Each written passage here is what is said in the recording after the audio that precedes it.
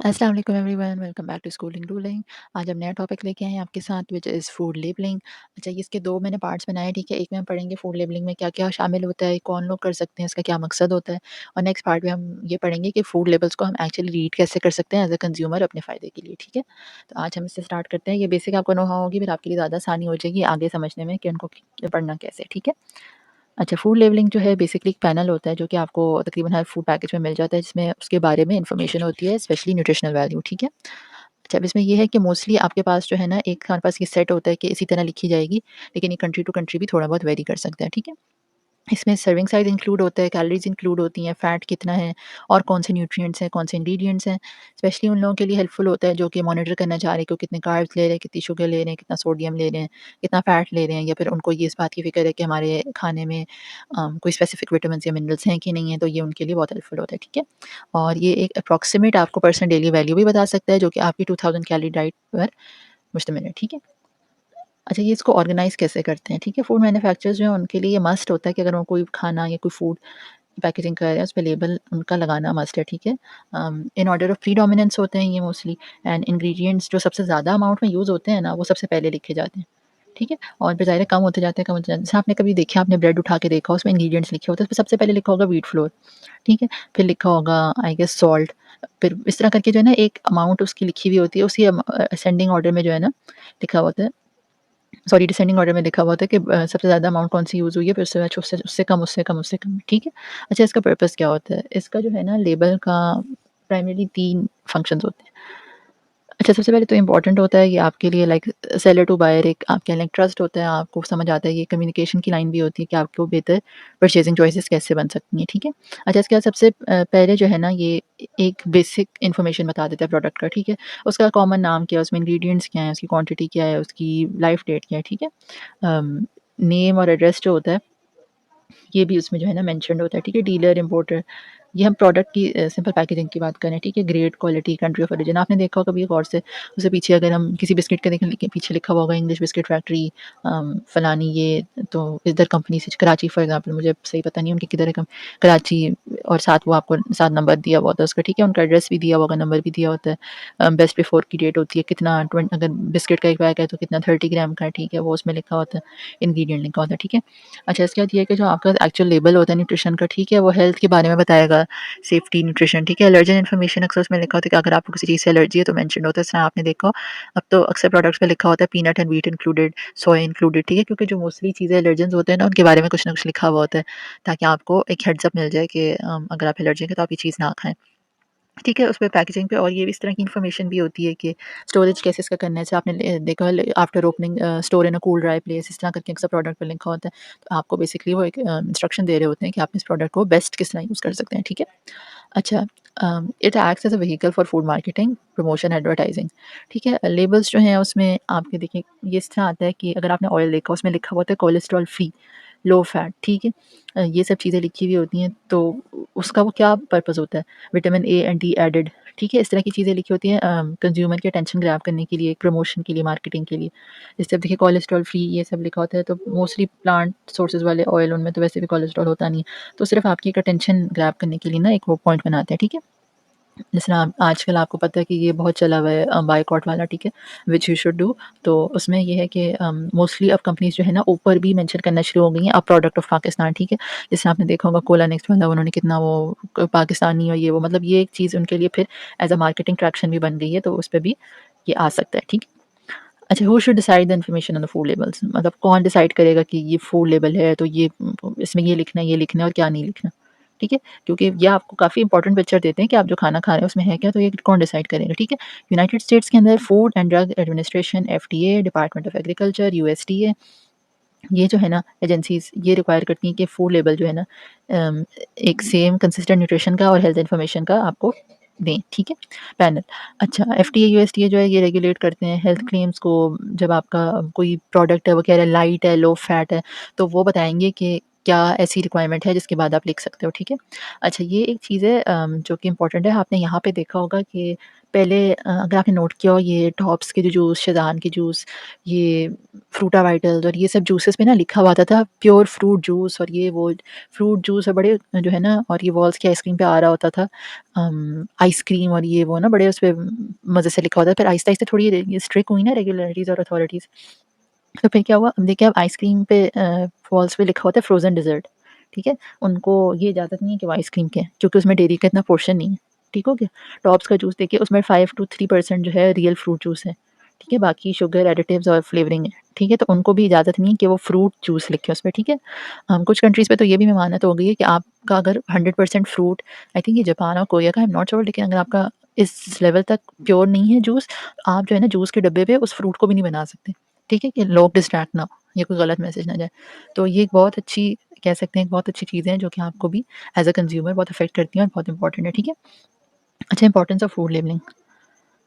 ٹھیک ہے، یہ ختم ہو گیا. Making food labels work for you, مطلب ہم اس کو جو ہے نا انٹائر لیبل پہ ہم دیکھیں، ہم نظر ڈالیں، ہم جو ہے اس کا کیا کریں، مطلب کیا سمجھیں، کیا کریں، ہمیں کیسے ہیلپ کرے گا.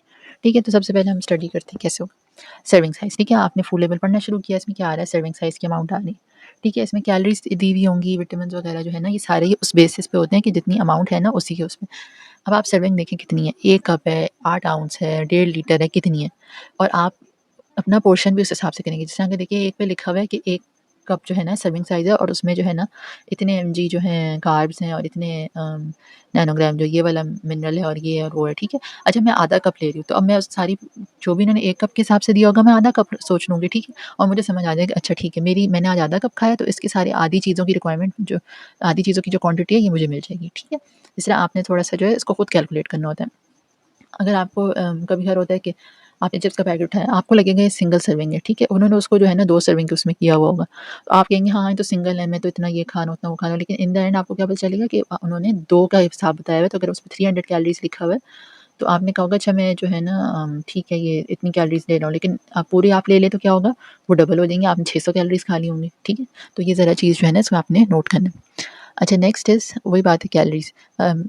پہلا تو سرونگ سائز، اس کو ہم نے کمپیئر کیسے کیا، اس میں پھر آپ کو ٹوٹل کیلریز بتائیں گے کہ اگر پروڈکٹ آپ نے اتنا لیا تو اس میں اتنی کیلریز تھی. اس میں جو ہے نا 30% جو ہے نا of all calories a day جو بندہ لیتا ہے، وہ 30% میں سے جو ہے نا وہ فیٹ کی ہونی چاہیے. ٹھیک ہے، تو آپ کو بتائے گا اگر آپ 2000 کیلریز دن میں لے رہے ہیں تو 600 آف دیز جو ہے نا یہ کم فرام فیٹ. تو اس میں اب لکھا ہوا ہوگا فوڈ لیبل پہ کہ اس ڈائٹ کے حساب سے اتنے پرسنٹ اس میں فیٹ ہے، جیسے 20% فیٹ ہے اس چیز میں، تو آپ کی اس دن کی 20% کی ریکوائرمنٹ اسی چیز نے پوری کر دی ہوگی. ٹھیک ہو گیا. Daily percent value.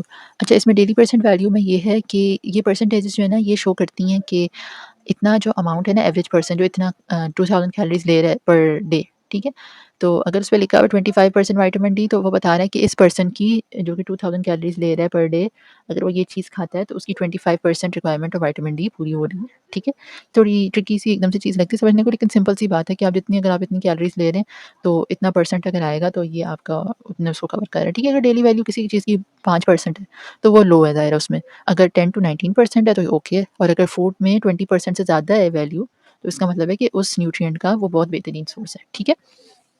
اچھا، نیکسٹ فیٹ.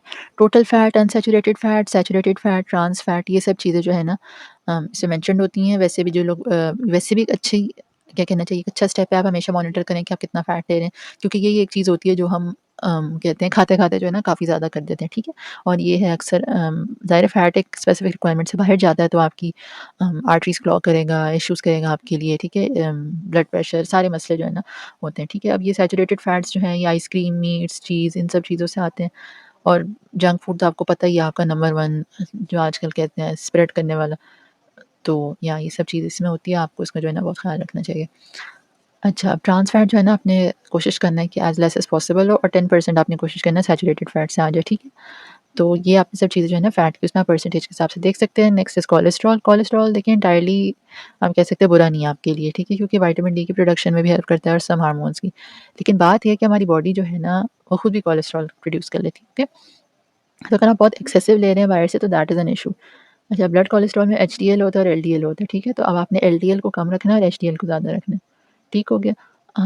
یہ اس میں صرف یہ لکھا ہوا ہے کہ ٹینس کے لیے بھی اچھا ہے کہ وہ اپنی ذرا ریکوائرمنٹ مانیٹر کریں if they are at risk, تاکہ ان کو بعد میں ایشو نہ ہو. ٹھیک ہو گیا. اچھا سوڈیم آ گیا. سوڈیم سالٹ کا کمپوننٹ ہوتا ہے. تقریباً سارے فوڈس میں جو ہے نا سالٹ پریزنٹ ہوتا ہے. کوئی میٹھی چیز بھی ہوگی اس میں بھی کچھ نہ کچھ پرسنٹ سوڈیم کا ہوتا ہے. ٹھیک ہے، کیونکہ پرزرویشن میں بھی بہت امپورٹنٹ ہے، پروسیسنگ میں بھی امپورٹنٹ ہے، پیکیجنگ میں بھی، اور کینڈ فوڈس میں بھی جو ہے نا زیادہ تر سوڈیم ہوتا ہے. سوڈیم امپورٹنٹ ہے آپ کی باڈی کے لیے، لیکن ٹو مچ سوڈیم جو ہے نا پھر واٹر ریٹینشن اور بلڈ پریشر کے ایشوز کرتا ہے، اسپیشلی ان لوگوں میں جو کہ اس سے سینسیٹیو ہیں. لیکن اگر آپ کو ویسے کوئی ایشو نہیں ہے تو سوڈیم آپ کی باڈی کے لیے امپورٹنٹ بھی ہے، کیونکہ یہ باڈی کو ہیلپ کرتا ہے ٹرانسمٹ کرنے میں الیکٹریکل سگنل تھرو نروز، اور آپ کی جو ہے نا وہ میسج ٹرانسمٹ کرنے ہیں. ٹھیک ہو گیا. نیکسٹ ہے ٹوٹل کاربوہائیڈریٹ. اس میں ساری کاربوہائیڈریٹ کا بتایا گیا ہوتا ہے، جس میں فائبر اور شوگر انکلوڈیڈ ہے. ٹھیک ہے، شوگر بھی زیادہ تر کھانوں میں ہوتی ہے. سوڈا، اسنیک فوڈس، ان سب چیزوں میں تو بھری ہوئی ہوتی ہے کہ وہ یہ ایمٹی کیلریز پرووائڈ کرتے ہیں، جس کا مطلب ہوتا ہے کہ اس میں کوئی نیوٹرینٹ نہیں ہے لیکن آپ کو کیلریز بھرپور مل رہی ہیں. ٹھیک ہے، شوگرس جو ہیں آپ کے پاس لسٹڈ اکثر سیپریٹلی ہوتی ہیں. تو باقی یہ ہے کہ فائبر بھی اس میں اکثر مینشنڈ ہوتا ہے. اگر آپ کوئی ایسی ایشو سے سفر کر رہے ہیں جیسا کانسٹیپیشن وغیرہ ہے تو یہ اچھا ہوتا ہے کہ آپ جو ہے اس فائبر کو بھی نظر میں رکھیں. ٹھیک ہے، فائبر اس طرح ڈائجسٹ نہیں ہوتا، ویسے آپ کو پتہ ہے باڈی میں یہ زیادہ تر ہیلپ کرتا ہے کہ آپ کی باؤل موومنٹس اسموتھلی ہو جائے. ٹھیک ہے، فائبر کی اتنی کوئی کیلریز نہیں ہوتی، آپ کو بس یہ ایک فیلنگ آف سیٹائٹی اور سیٹسفیکشن دیتا ہے. ٹھیک ہے، تو آپ یہ کوشش کریں کہ ایک ایسا فوڈ سلیکٹ کریں جس میں فائبر کی اماؤنٹ اچھی ہو. Next is protein. پروٹین کا تو ہم نے پتی دفعہ پڑھا ہوا ہے کتنا امپورٹنٹ ہے ہماری باڈی کے لیے. تو ہمیں چاہیے کہ ہم ایسی چیزیں سلیکٹ کریں جن میں پروٹین کا کچھ نہ کچھ اماؤنٹ ہو، اسپیشلی اگر کوئی پروڈکٹ ایسا کلیم کر رہا ہے جیسے پروٹین بارز ہیں یا کچھ، تو ہمیں چاہیے ہم اس پہ ضرور ایک دفعہ پڑھیں، نظر رکھیں کہ کیا وہ واقعی ہمیں اتنی پروٹین پرووائڈ کر رہا ہے جتنی کرنی چاہیے، یا کیا وہ ایک ویک سورس ہے اور ہمیں چینی اور کاربس کی ہی اماؤنٹ دے رہا ہے. ٹھیک ہے، تو یہ ایک بہت امپورٹنٹ چیز ہے، آپ کو اس کو بھی فوکس کرنا چاہیے. Next is vitamins and minerals.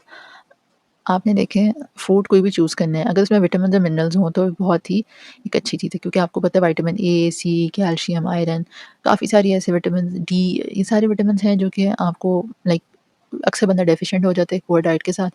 تو آپ کو چاہیے کہ اگر آپ فوڈ لیبل آرام سے پڑھ سکتے ہیں تو آپ اس کو پڑھیں اور دیکھیں کہ کون سے پروڈکٹس آپ کو یہ زیادہ اس میں آفر کر رہے ہیں اور آپ ان کو جو ہے ان پہ ترجیح دیں جس پہ کافی کم ہے. ٹھیک ہے، آئی ہوپ آپ کو آج کا ٹاپک اچھا لگا ہوگا، آپ کو کچھ کلیئرٹی ہوئی ہوگی فوڈ لیبلنگ کے بارے میں، کچھ مزے کا سمجھ آیا ہوگا، کچھ سننے کو ملا ہوگا. آئی ہوپ آپ کو اچھا لگا ہوگا ٹاپک. نیکسٹ میں ہم ڈسکس کریں گے کہ ہم نے آخر فوڈ لیبل لائک میں آپ کو لیبل کے ساتھ دکھاؤں گی کہ کیسے پڑھنا ہے کیسے. ٹھیک ہے، اس میں بھی ہم نے ڈسکس کیا کافی، لیکن اس میں جو ہے نا میں آپ کو لیبل کے ساتھ ساتھ چھوٹی چھوٹی ہیڈنگس ڈال کے آپ کو سمجھاؤں گی کہ آپ نے کھانا ایک مطلب پروڈکٹ اٹھایا ہے فوڈ کا، تو اس میں آپ لیبل کیسے پڑھیں گے. ٹھیک ہے، امید کرتی ہوں آپ کو آج کا ٹاپک پسند آیا ہوگا. ٹیک کیئر، اللہ حافظ.